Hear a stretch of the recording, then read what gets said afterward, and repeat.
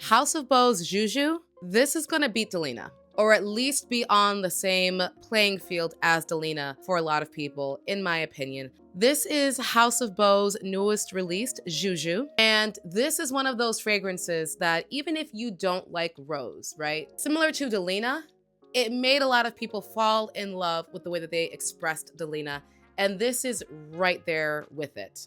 So the concept of this perfume is that it's supposed to be inspired by like a modern day age Marie Antoinette. Imagine a rose fragrance, not like a deep heavy rose, but more like a fruity rose like Delina. But take that fragrance and dilute it with a lot of sparkly, expensive champagne, and then add a little bit of chili pepper for a bit of zest, and then pour that drink over a bed of crushed blackberry macaroons, and that is essentially what XuXu smells like. This is extremely sparkly, it's very bright, and I think that's what makes it so damn likable. This is not your typical stuffy, old or dry smelling rose. It is a very sparkly, elegant, stunning, fruity floral fragrance that has a little bit of uniqueness because of the spice and the blackberry macaroon, but not too much to make this, you know, an avant-garde or complicated scent where you really have to be niche and into perfumery to appreciate. No, they've added, in my opinion, a touch of those interesting notes.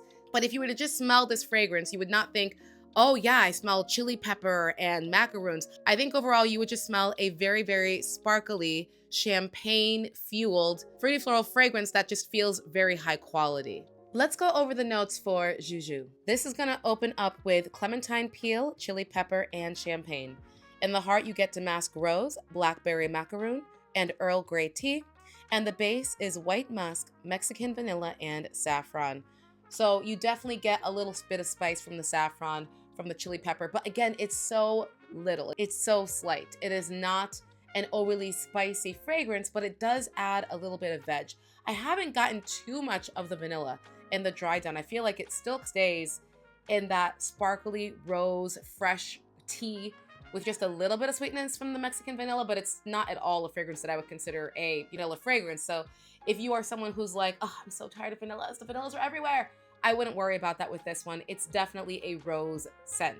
I think if you're someone who's like, I love rose fragrances, I loved Delina, it's a beautiful scent, but maybe you're a little bit tired of Delina because it's been duped so many times and you are looking for a new rose DNA that's done in a different way, I can 100% seeing people really enjoy this. And if you're someone who likes rose scents, but maybe Delina was too sweet or a little bit too heavy, a little bit too strong for you, I could see you thinking that XuXu is better because it's sparkling, it's bright.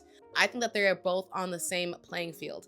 I really consider them to both be of equal high quality, and I'm comparing them because I really feel like this is going to have the commercial success and have an impact on the fragrance community like we saw with Delina. I could be wrong, but this really, really feels like this is going to be a lot of people's favorite new rose fragrance, favorite new release of 2025.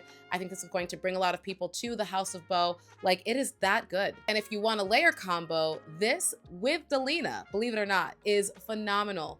Put Delina down as your base if you already have it. Put this on top because this is going to add that really sparkly champagne vibe with, again, a little bit of that spice. It's beautiful, super long lasting. Speaking of long lasting, this is definitely a long-lasting and projecting fragrance. I don't think it takes air out of the room quite as much as Delina does at times, but I get at least 7 to 8 hours of wear with this one, and projection is more than an arm's length. So for the money, you're getting a unique but still mass appealing scent that also performs well, which is all we want. Packaging, you guys know I always talk about packaging.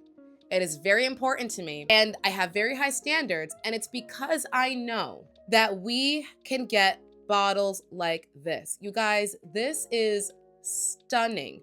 First of all, the cap is a real amethyst stone, which apparently is supposed to promote positivity and prosperity. Well, I think you gotta have some prosperity to buy this perfume, and you gotta feel positive about it. So it's definitely doing both of those things already. So this is a 40 milliliter size bottle, and I paid $195 for this without shipping and taxes and whatnot. So how you feel about that price point, depends on your, personal financial situation.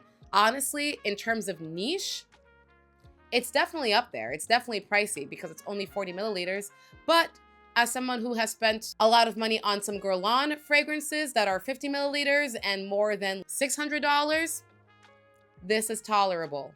This 1 ounce or 30 milliliter bottle of Delina was more than $200. And the Valaya that I have, which is also 1 fluid ounce or 30 milliliters, was also at least $200. So $195 for a 40 milliliter size bottle. Of course, it's expensive, but it's what I would expect from a niche fragrance price point these days. So I think it's appropriately priced if you are someone who is already accustomed to spending, that amount on niche perfumes, which is why the fact that it has good performance, the fact that you get absolute art in terms of the bottle itself, and a really, really nice, easy to wear, beautiful, signature scent worthy fragrance, I think is very important for that price point.